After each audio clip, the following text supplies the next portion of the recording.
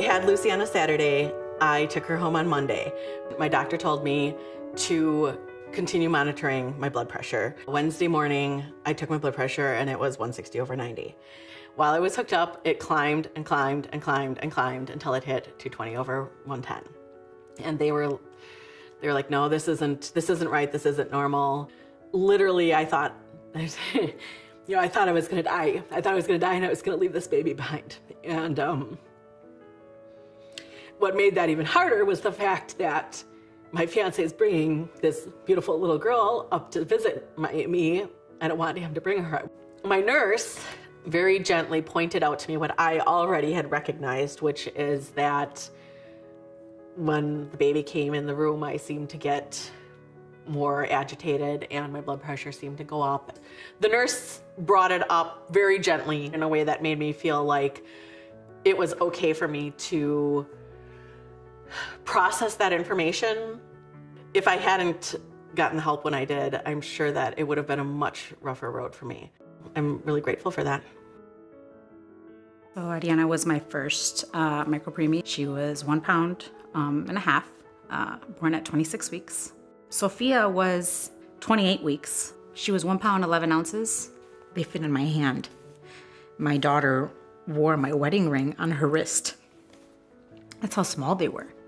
I think of those nurses and their blessings, their ability to not only talk to me, but to my husband and probably 50 million family members who were in the room with me at the same time. Family connectedness is the essence of who I am, is what my culture embodies. So I felt that patient care experience in involving my family was an integral part of me feeling okay. I definitely had a great experience being a mom at the hospital. I always felt like even though I couldn't be there all the time, she had me and then she had like 5 other moms, which were her NICU nurses. If they were here, I'd hug and kiss them all.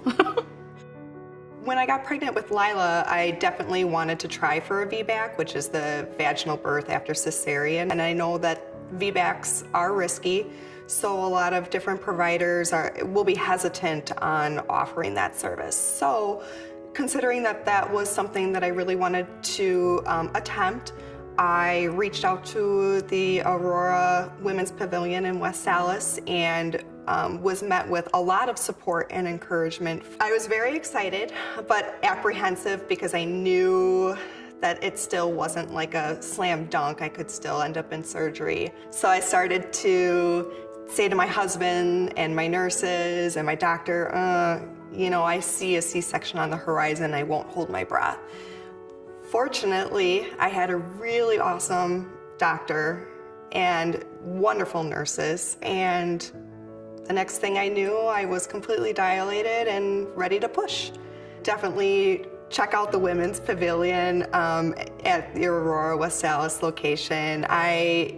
All my expectations were met. Everyone was so accommodating, realistic, informative, encouraging. I wouldn't have had it any other way. It was the happiest moment of my life when my daughter was born.